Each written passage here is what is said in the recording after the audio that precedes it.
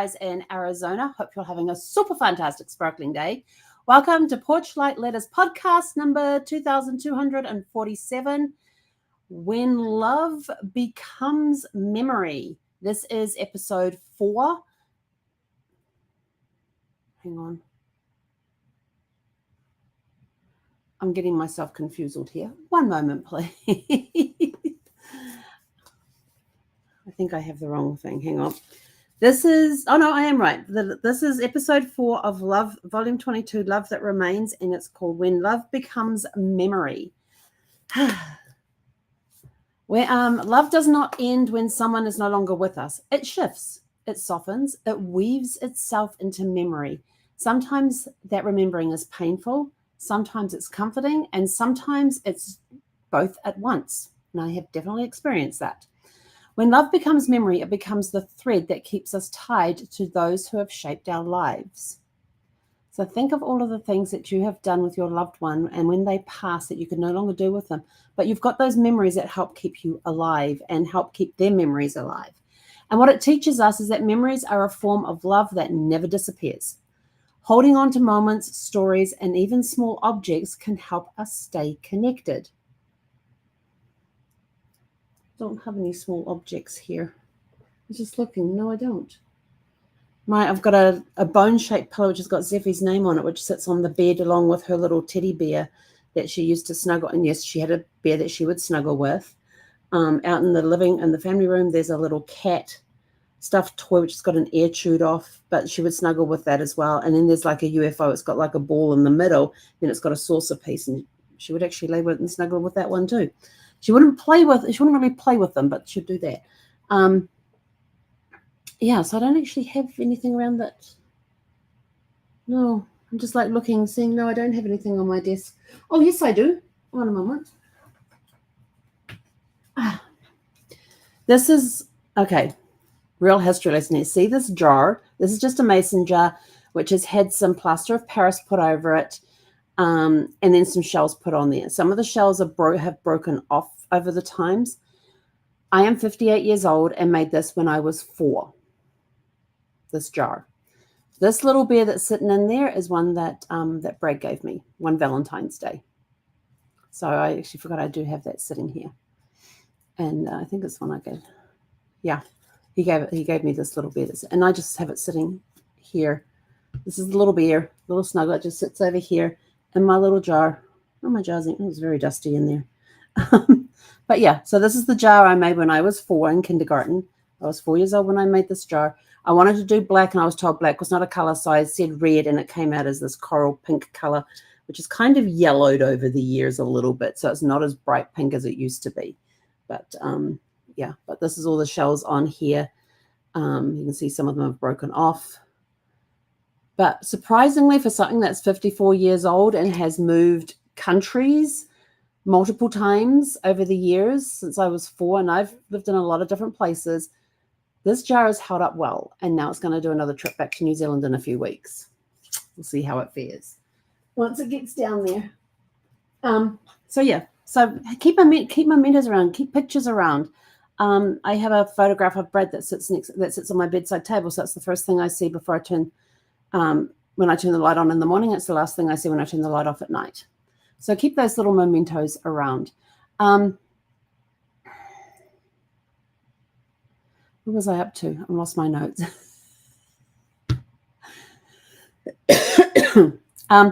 Love expressed in memory often feels timeless. It grows as we reflect. I will have to tell you this, totally true. Sharing memories keeps the presence of loved ones alive for us and for others. I've got 6 grandsons. Only one grandson knew his grandfather for the first 2.5 years of his life. He has vague memories of different things. And at times when I show him a video of stuff, he goes, oh, I remember that. Or I don't remember doing that, but that's me in the video. So keeping it alive for them. And also in keeping it alive for him, we're teaching the younger children who were not around when he was, who this man was, who was their grandfather that they never got to meet. They just see him in photographs, and we get to share about him in stories, which I think is absolutely awesome, because it keeps our loved ones alive, not just for us, but for those that didn't get the opportunity to meet them. in my own family with my grandfather. He used to tell lots of stories and stuff. Now there's younger generations of cousins that I have who have vague recollections of who Granddad was, but want to get to know him more. So they ask us older cousins questions, which is totally fine, and I am totally on board with that, because Granddad was such a really cool guy, and I am so happy that I'm able to share my memories of Granddad with my younger cousins who were too young to remember him, or may not even have been around when he passed. So to be able to share those memories with with people on the same generation level with me, just different ends, it's kind of a cool way, because he was a really cool storyteller, and so to be able to share that with them, so that if they have these storytelling skills, they kind of know where they came from. Grandma had a lot to do with that too. She was a good storyteller as well. I come from a line of storytellers, so I'm screwed in a good way.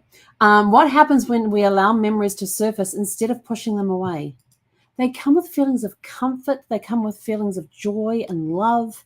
There are some memories here that you may not want to remember, but I myself, there are some times that there were times in hospital where Brad was having difficulties, having a lot of medical challenges. At times I thought we were going to lose him. There's times we got close to losing him. There was times he called me in at 1-2 o'clock in the morning because of the way he was being treated in the hospital, and that sort of stuff. And I would jump out of bed and go there. Some of those memories I really don't want to remember, but I am grateful that I have them, and I acknowledge them, and I am grateful for them, because it's all part of the story. It's part of the challenges that he had to go through and that I had to go through. And it's just part of that life pattern. We're going along the road. We are going to hit obstacles. We are going to hit roadworks on our path. We've got to figure out how to we've got to face those challenges. We may have a landslide on our path. And so now all of a sudden we've got to find a new way to get around, to get to the other side, to get to throw. We might end up having to go a detour or something. All of those challenges that we have, no matter how big or small, help shape us into the people we are becoming. We are always becoming. We will never get there, but we are always becoming. And it's a very interesting journey.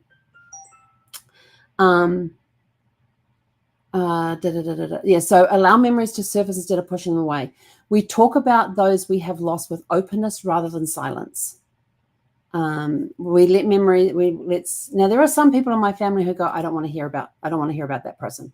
And that's fine. They don't want to share the memories. That's okay. They're not in the space where they can do that now. So make sure that you honor those people if they say, hey, we don't talk about that here. That's fine. That is a private conversation to have with them later when you are out of the room of everybody else. Let small reminders, a scent, a song, a phrase, bring them closer again. Play their favorite music, watch their favorite movies, maybe read their favorite books. We find ways to honor their legacy by keeping their stories alive. How we carry it forward is we tell the stories that matter most to yourself, even the small ones. Find rituals of remembrance that bring comfort. Let memories inspire how you live today. Recognize that love carried into memory is still a form of presence. And one of my markers is Brad made me promise him that I would keep moving forward, that I wouldn't stay still. I would keep moving forward. And when I lost him, it was very hard to take those first few steps forward, but I did it. When I lost Zephy, I just wanted to curl up on the bed and just stay there and just shut everybody out. But I got up and I kept moving forward because I'd made that promise to Brad. Sometimes it's hard, and that's okay. It helps me stretch and grow and become a better person because of it. In the legacy, when love becomes memory, it does not fade. It shifts into a form we can carry with us, a lantern to light our way forward. Each remembered smile, love, or moment of love becomes part of our legacy and part of theirs too. And here's your 4 questions for tonight. Your 4 questions for tonight are: number 1, what memory of a loved one always brings a smile to your face? Number 2, how do you share stories about those who are no longer here? Number 3, what small reminders help you feel close to them? And number 4, how can you let their memory shape the way you live today? And our closing thought for today is memory is love's way of refusing to be forgotten. When love becomes memory, it becomes a gift that continues to guide, to comfort, and to remind us of the love that always remains. And with that, we are out of here. Go out, have a super fantastic, sparkling evening, and we'll be back tomorrow evening at 6 p.m. Pacific. Hei konara.